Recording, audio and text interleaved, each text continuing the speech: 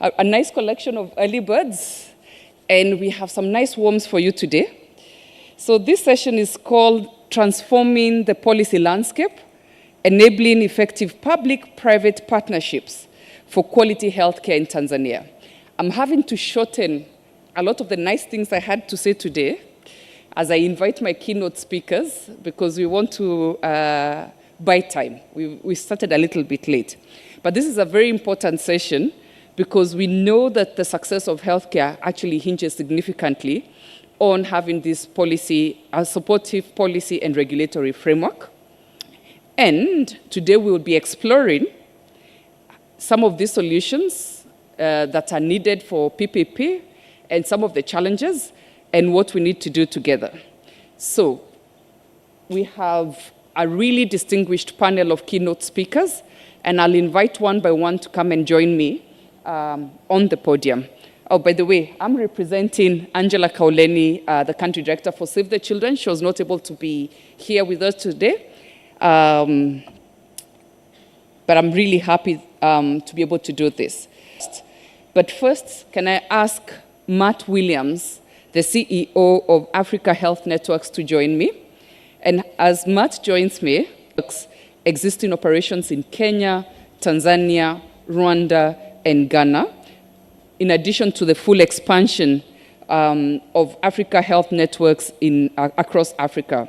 He has over 20 years healthcare experience, spanning over 50 countries globally. He spent time at Davita, where he held a number of executive roles. He's also played an integral role consulting for McKinsey and Company and ZS. Sorry, if I butcher any of the names, forgive me. ZS Associates in the pharmaceutical industry. He has a master's in qualitative methods, a bachelor's degree in economics, and also a Fulbright fellow. So he's an academic researcher from the Netherlands. Karibu sana, Matt. A clap for Matt. I will also be joined on stage by Ginny Piers. And again, apologies if I get the pronunciation wrong. Jean works as the PPP, Private and Public Partnerships Senior Officer at USAID. And since 2009, Jean has served as an advisor with USAID Tanzania. He was a Peace Corps country director in South Africa and the Peace Corps and training advisor for South Africa as well. He's led private sector projects in Ghana, Eswatini, Namibia. He's also worked with the USAID Office of International Training and later the USAID Africa Bureau in DC. He was actually previously based in Bayer as a USAID farmer training project and has his EDM and PhD from Illinois. He's also has expertise in vocational technical education, and we're really looking forward to sharing the stage with him. I also have the pleasure of inviting, a clap for Matt, a clap for Jean, my apologies. A clap for Jean as well.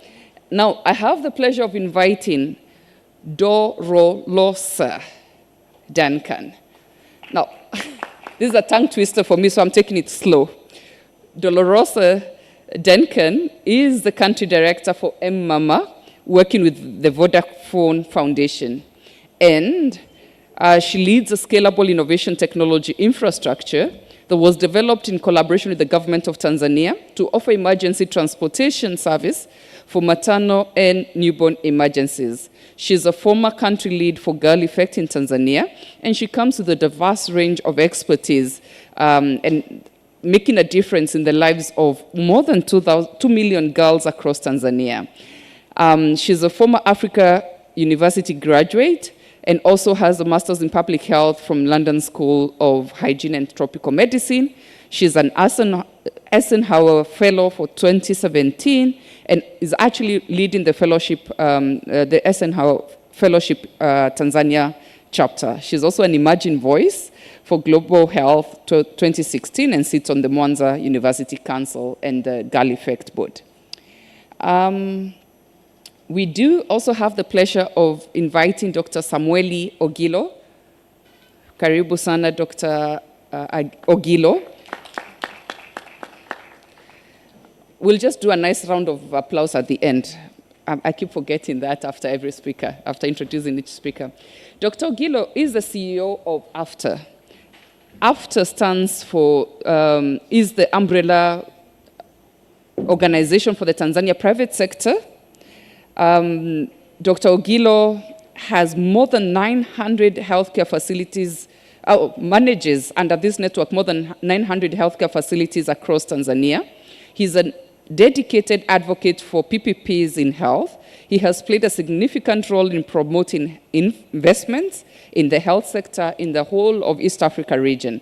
He served in several policy and strategy formulation committees and has developed many innovative health programs across several thematic areas, including HIV/AIDS, NCDs, quality improvement in healthcare, etc. And we are really happy to have him because he's also led the establishment of a unique microfinance institution for healthcare in Tanzania, which is the Afya Microfinance. Asante sana, Dr. Ogilo. Has Mr. Macha joined us yet? If not, I will just read his bio in absentia so that when he comes, he's able to join us on the stage and we can continue. Tumainel Macha is replacing our Director for Policy and Planning, Amur was supposed to join us and unfortunately has not been able to. But we are happy to have Macha. Macha is the Assistant Director, Policy, Research and Innovation in the Directorate of Policy Planning at the Ministry of Health. In his current role, he's been instrumental in advancing digital health transformation and has been involved in various initiatives in digital health, including DHIS2, that's important for data collection across the country. So we have our eminent panelists, and we will start this session officially. I will invite each of them to speak. I'm assuming we have a roving mic. Yes, thank you. I'll invite each of them to speak because we are trying to catch up on time. I know the initial instructions were for 10 minutes, but if you can keep it to about 7 minutes, that would be wonderful. I will take my seat.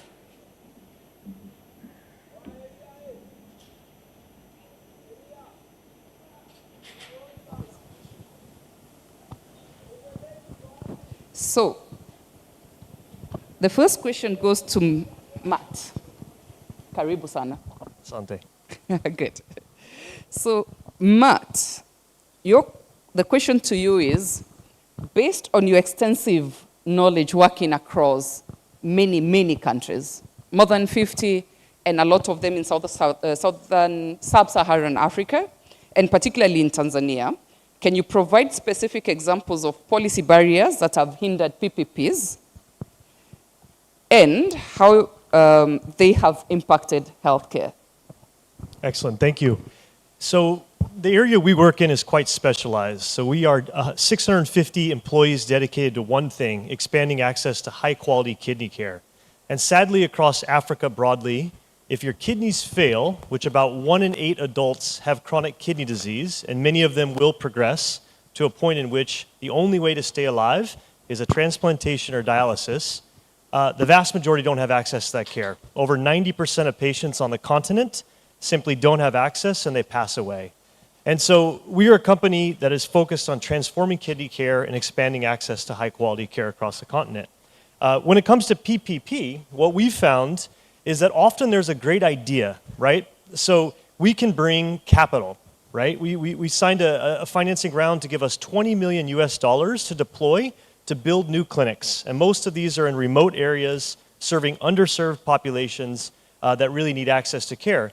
We have the expertise. Again, we're a large company doing one thing, and we also have the kind of scale advantages because we can bring entire shipping containers of machines and supplies and medications over to drive the price down. And so we can design a solution that's a win-win-win, right? And we've done that a lot. What we've found, some of the obstacles to be, is that you have a great idea, it's a good fit with the government, it aligns strategically, but then things just don't move, right? And so I think the areas where we've run into issues, number one is around bureaucracy. And there's important bureaucracy, right? Because these are big decisions, and they have to make sure that they're vetting partners very, very well. But sometimes things move very, very slowly, right? And so in the last year, we've built 25, this year we'll build 25 to 30 centers with mostly faith-based hospitals and some private hospitals. We do have 3 active public-private partnerships, but we've found that sometimes the selling cycle on that can be 1.5, 2 years, right? And things move on. And so we owe it to the government to be very clear, very transparent about kind of how the model will work. And they owe it to us to try to move quickly and get stuff done. And so that's the first one. The second one, and I'm not talking Tanzania on this example, is to make sure that bribery isn't part of the game, just to be very direct. So we signed a PPP with the NHIF in Kenya, and I'm not going to name names, but we had a beautiful model in place that would expand access to care. We would build 20 dialysis centers in the counties, centers of excellence, state-of-the-art equipment. We would lower the price of care. We would do all the right stuff, improve quality. And a great concept, agreed centrally, and then we had to go to county governors. And very quickly, again, without naming names, it got into a what's in it for me type of a discussion. And we backed off and said, look, we're not going to play that game, right? And so again, both sides have a role to play in that because there have been bad actors that have kind of entertained that type of thing.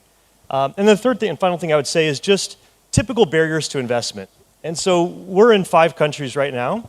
And again, thanks to our friends at USAID and others that have given us additional funding, we are ready to deploy capital. I would love to deploy more of that capital in Tanzania and Zanzibar, right? But we need to move fast and we need to have the right kind of structure in place. We're building rapidly into Zambia, we're building in Rwanda, we're building into Kenya. And so there is competition for dollars, right? And so I think the typical barriers to entry around kind of tax regimes and straightforward tax policies, importation duties, and other things like that to remove as much of the red tape to let good businesses succeed and winning ideas prevail would be some experiences.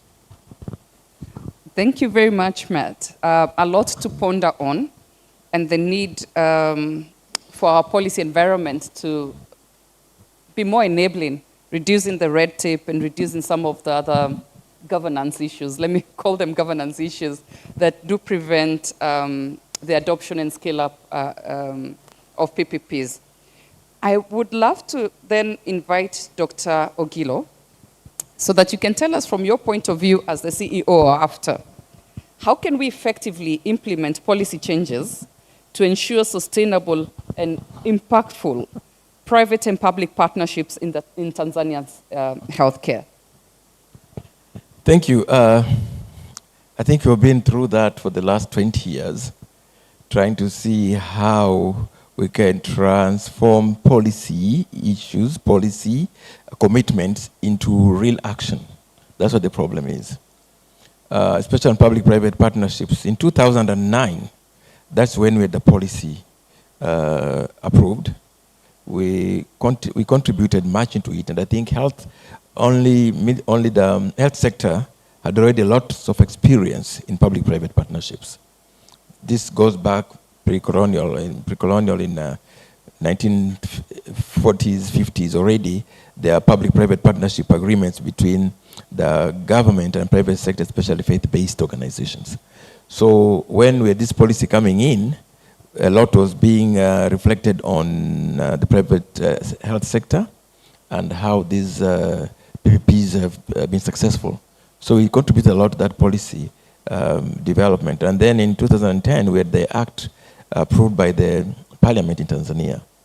And the following year, in 2011, this actually went very fast, we had the regulations approved on public-private partnerships. So this was the first in Tanzania, and we are so happy. And I remember by that time, we had already been working for about 5 years in a Ministry of Health Public-Private Partnership Steering Committee, which had done a lot already. So we were very optimistic. But now we came to the real issue, as you said, now transforming that policy into action. Now, as you can see, I think now 13 years, we're still working on it. It takes time. Why it takes time? Number one is that when you're implementing policies, you should have regulations in place and, of course, the acts that are going to support it. So we had those, and that was perfect. What comes in is now changing the mindset and what has been usual into reality, that things have got to change. So for a country like Tanzania, I think it was tougher, because if you look backward from independence, we had about 20 years after independence, whereby our policies were changing, and we had taken the socialism direction. And talk about public-private partnership is really accepting capitalism to come in, whereby you can take advantage of private capital to support government or public initiatives. So that was hard to take. We had a lot of resistance from every corner. When it goes back to policymakers, they approved it, but then coming to implement it, they still feel like, are we betraying our former understanding and commitment? So that took a lot of time. And I think there's been a lot of changes. 2 days ago, we saw how everyone in this room, from the public sector, we are now accepting that public-private partnership is the way to go. And we have had lots of dialogue to make sure that this happens. So I think in Tanzania, the dialogues have worked.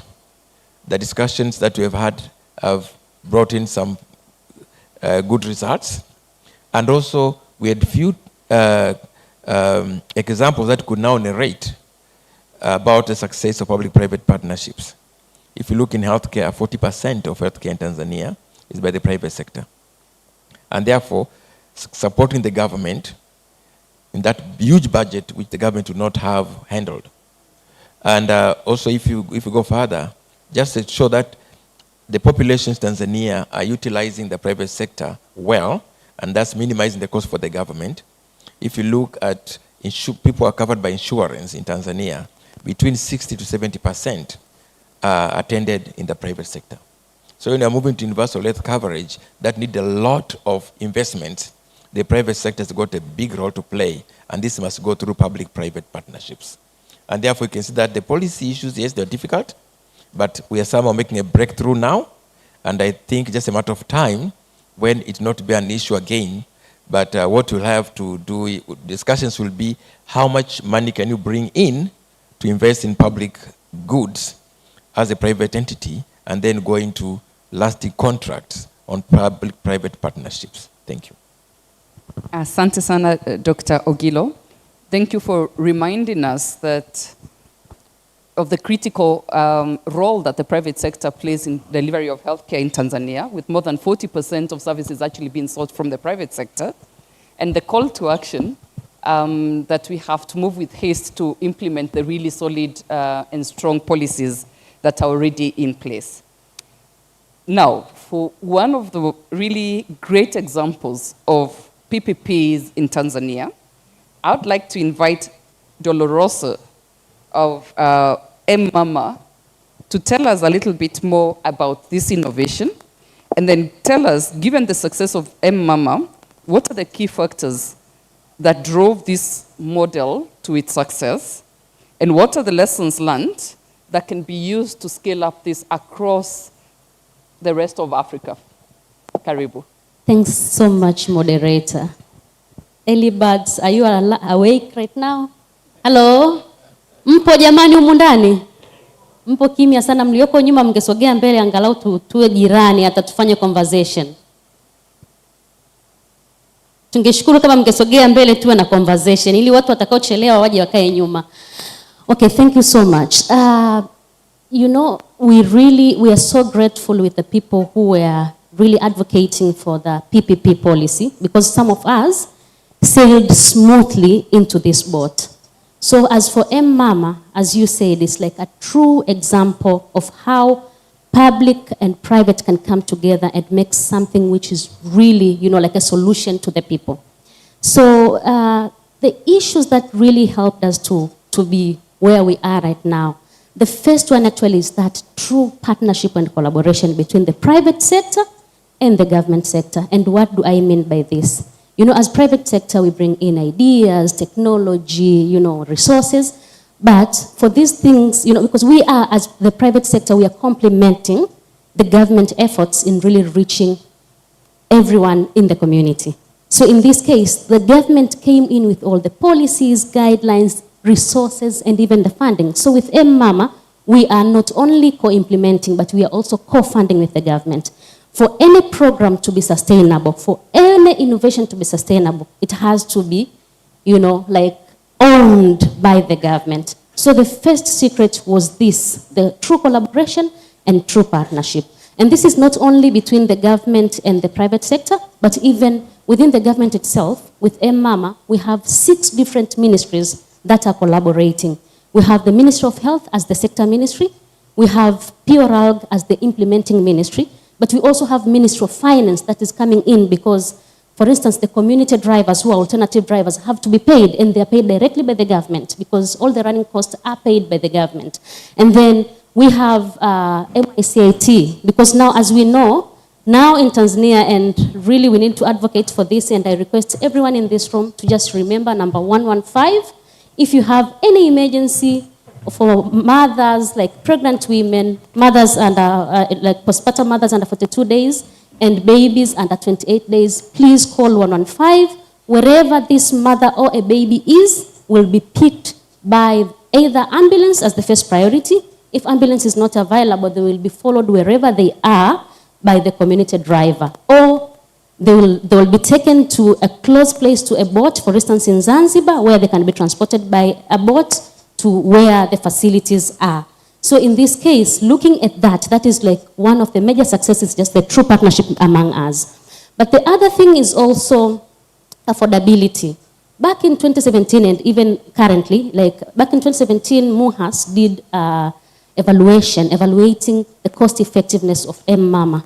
And they really realized like it's very cost effective, because by having M-Mama, by having an alternative transportation, we are comparing ambulance alone and ambulance with the community drivers, and also community drivers alone. And really, we have less, 40% less costs by having M-Mama, because we have an alternative transportation. We're reducing the timing, actually, the time to reach the mother who is in emergency, and also in the beginning, we have few ambulances, for instance. You can find in a district, you have, for instance, 2 ambulances, and this ambulance has gone somewhere to take the client. So if you have to wait for 6 hours for that ambulance to come, and that ambulance has to go a very long way, that's more costful. You have to pay the driver, you have to pay extra cost for the service of that specific ambulance, and at the same time, you have to move, a very long way. While with the community drivers, you have the drivers where the client is located. So it's easy to just move a shorter distance than just depending on ambulance that comes from a very far. We really understand how ambulances are very important, especially in many cases, but, for the time being, because we have fewer ambulances, then we need to have alternative while we are waiting for that world where we can have like ambulances for covering every other population members. The other thing is also, the most important thing on us is like data-driven decision making. With M-Mama, we have, the real-time data. Our dispatchers are picking data immediately. And now we can even track, how many clients are on the way to the hospital at this point of time. Those data really helps leaders at different levels to make decisions. And now we have seen like an example that was given like the day before yesterday for the people who were in that plenary session. In the beginning, when we started M-Mama as a private sector in collaboration with USAID, when we were fully funding it, it was out of 10 trips, there were 1 ambulance and 9 were community drivers. But as we move, there's an indirect, like impact on the accountability, especially on the use of ambulance. Now, out of 10 trips, 8 will be ambulance, and then 2 will be community drivers. Why? It's because of those data. Because those data, they have so many eyes from the highest level to the lowest level. So in that case, people really feel very responsible. Their accountability has really been increasing. And in that case, the usability of ambulances has also increased to a great extent. And by having 8 trips does not mean that people also are delayed. No. It's because now ambulances have fuel. Now ambulances are being, serviced on time. And this is because of the data that is seen at all levels, and that is real-time data. Maybe for now, let me just end there. Asante sana. Really great reflections there around some of the best lessons that we can take forward, including actual buy-in for the true partnership with resources from both from the different departments, the cost efficiency and the accountability. Asante sana for sharing that. Now, we do have another arm of the private sector, a private-public partnership here. Jean, you represent USAID on this panel. Could you tell us what role do development partners play in leveraging the private sector to ensure sustainability of health projects? Sure, thank you. My role at USAID as a public-private sector advisor is to discover private sector solutions, not create them, discover them. And there are so many out there, but I'm going to focus on one. We went to Gaeta, and there's a social enterprise there called Healthy Entrepreneurs. And a social enterprise is different than a for-profit enterprise in the sense that they don't have shareholders that expect a return on their investment. So they can focus all of their capital on pursuing social and public health returns, and it doesn't have to always be monetary. And when we took a look at Gaeta, we said there's potential. Then with some help of some USAID, other partners, a trip was arranged to go to Uganda, where 3 government ministries were there and other donors. We took a look at Uganda and their model, and Healthy Entrepreneurs covers more than 2/3, if not 3/4 of the country now. And they're working strictly with community health workers. And that has an immediate impact on what the government here is trying to do.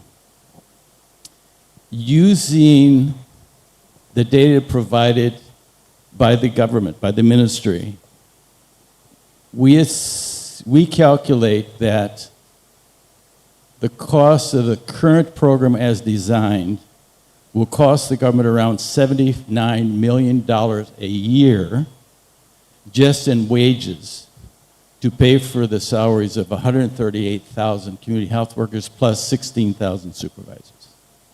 So how do we address that and make it sustainable? Well, the social enterprise in Uganda has a supply chain company that delivers products, hygiene products, medicine products, directly to the community health worker. Now, why is that important? Well, there are about 12,300 villages in Tanzania, but there are only about 6,000 dispensaries. So that means half of the community health workers will have a drop-off point where we can't find it because they don't have a dispensary. So how do you address that problem? Well, this social enterprise, that's what they do. They deliver the goods and products to the last mile. And how do they survive? They develop really tight contracts on pulled procurement that drive the prices of items down so that they then can pass on those savings to the customers in the villages. The community health worker gets a little bit of profit from the sale of the items, and then the social enterprise itself has enough money so they can continue to operate and grow. The surplus money is sent over to a foundation. That foundation then invests in supportive supervision and training. And that training is on a daily basis. They have call centers, and each person has a certain geographic area where they're in touch with those community health workers every single day. They also have the vehicles going out with supplies every 2 weeks, so they have more contact. They have tablets where they have information on public health issues that has been approved by the Ministry of Health. So they have information at hand. They can order materials. And so it is a solution that the government might want to take a look at. Depends how you want to do it, but my estimate is we could save the government a wage bill. Instead of being $79,000, we could at least reduce it down to $40 million a year. That's still high. But I'm sure as we continue to pursue and having conversations with the government, we can figure out other alternatives to make that work. So in short, that's what I do. Try to figure out where there are private sector solutions and discuss with the government and the donors how we can work together to make it work. Thank you. Thank you, Jean, for the reflections there. You know, on one of the roles of USAID in this aspect around the discovery and a lot of the data and evidence that goes along with that and the advocacy for these initiatives, and for sharing that model that is actually has social impact and also has is sustainable. There's a voice that we are missing in this discussion, and that's a voice of government, one of the P's in PPPs. We will hopefully come back to that if we'll be joined by Mr. Macha, but perhaps we can give him a little more time and take questions from the audience. If there are any questions for our 4 distinguished panelists, keynote speakers rather, we will welcome those questions now as we wait to see whether we will have government representation. Any questions around PPP? Yes. Karibu. Can I ask for support with the roving mic?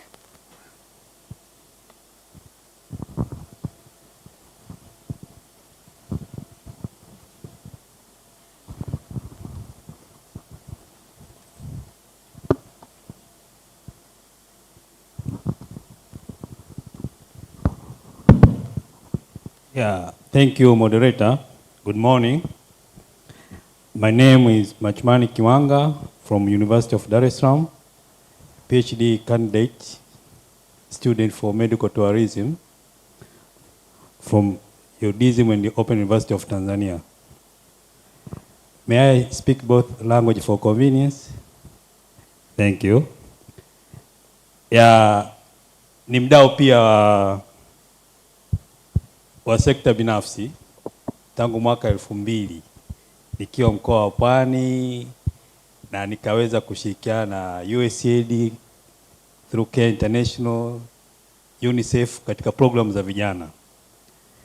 Changamoto mojawapo, niende moja kwa moja katika PPP ambayo niligundua, moja ni training at the beginning of the projects in terms of planning, process,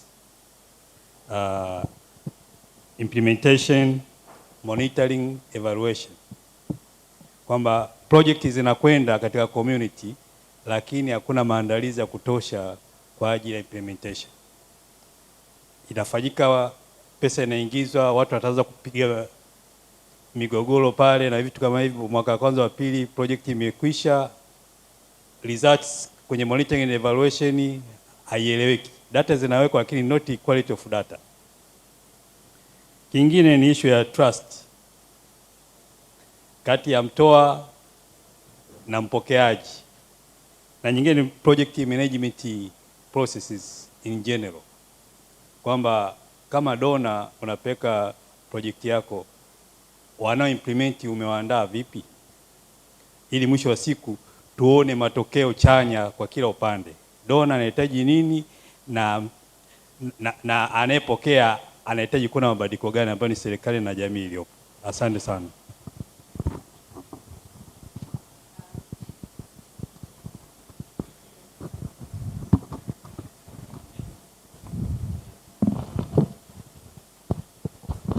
So thank you very much. I'm not sure I'm the best translator in the room, but that was essentially a comment around some of the challenges experienced in his experience with PPPs, including the training, preparatory training to support implementation, including trust between the giver and the receiver, quality assurance, and monitoring as well. So more of a comment, right? Cool. Yes, I see another hand at the back and at the front.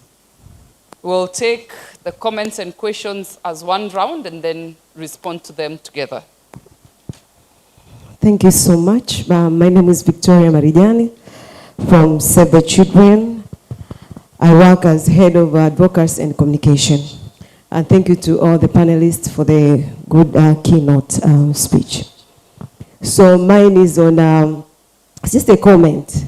So from the experience of working with private sector engagement, I've seen that the private sector expecting the government to build an enabling environment for the sector operation, the smooth sector operation. For example, the environment in terms of ensuring that there are smooth systems for paying taxations, all those things that have to do with the business operations, business running.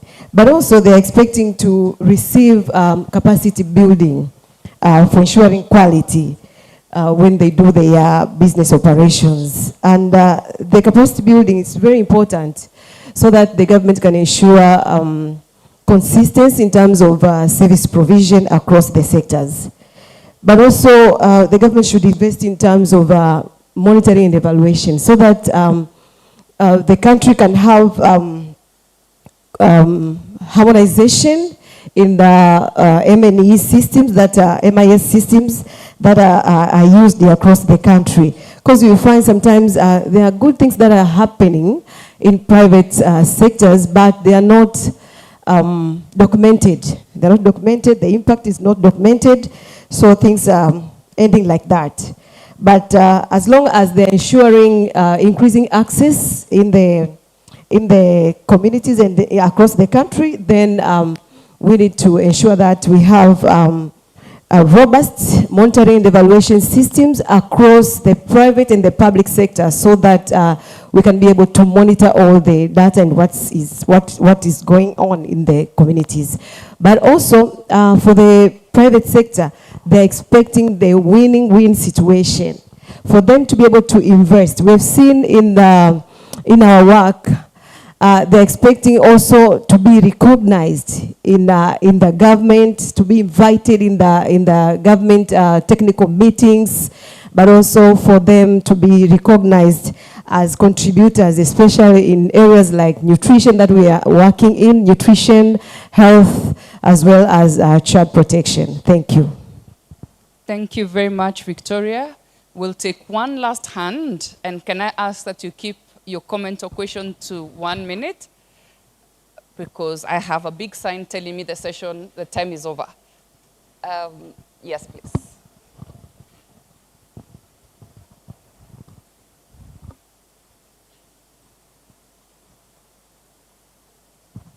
Yeah, thank you very much for the opportunity.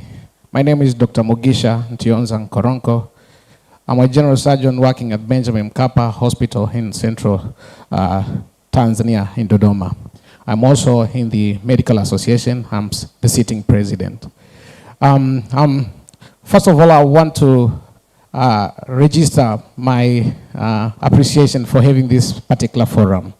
In most of the meetings, we are missing the engagement of both public and private, having seated at the same table discussing how to move forward. I'm very sorry that we do not have someone from public sector at this particular moment in the government, and that I could consider as a setback in the movement of having PPP that is effective. Well, had it been, we have one there, probably our agenda could be, and our concerns could be very well articulated and listened to, and probably designed intervention that takes on board all of our concerns. Number two, what's the role of private sector in manufacturing, especially medical consumables, goods, and laboratory reagents? I have seen the growth of importations of these particular goods, consumables, and reagents more than having a local production. This increases the cost of care. I'm operating, when I'm doing a cesarean section, 70% of all the materials I use in performing this safe delivery, surgical delivery, are all imported. This makes that equitable access to better care varies across different levels in the public sector and in the private sector. Number three, my concern goes to about quality. When you look, I also practice in the hospitals that are owned privately. I have seen a growing concern of quality surgical care in private facilities. You find that the buildings itself are modified house, modified hotel. They are not meant to be a hospital per se. How much are we putting into regulation when we are incorporating private sector into the healthcare delivery and having standard facilities for delivering care? Lastly, but not least, in the areas of research, I have seen that what we use in the public sector is what we use in private sector. It is a standard now that you need a laparoscopic cholecystectomy. This is a gallbladder surgery. That is the standard across the world. But less hospitals in the public sectors are offering. It's just the referral hospitals, 2 or 3 or 4, and very few in the private sector. How are we going to ensure that private sector that has got the ubiquitous efforts and skills and resources to improve the quality of care in the other arm so that it can complement what people are missing in the government? With all due respect, I submit. Thank you very much, Dr. Your points are very well taken, but perhaps the best voice or the best person to respond to many of those would be the public sector representative. So I'm certain the summit organizers have captured that, and hopefully we can have perhaps that has come out as some of the products from the session that go into the final report. I do want to call the session to a close. I loved every minute of it. I enjoyed the conversation, the keynote speakers' contributions to the discussions, and also from the audience. I'd like to thank you for giving us your time. Asanteni sana.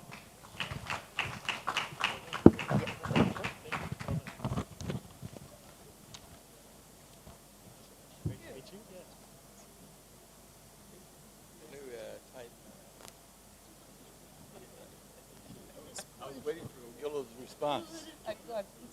Oh, Golo had lots of notes there.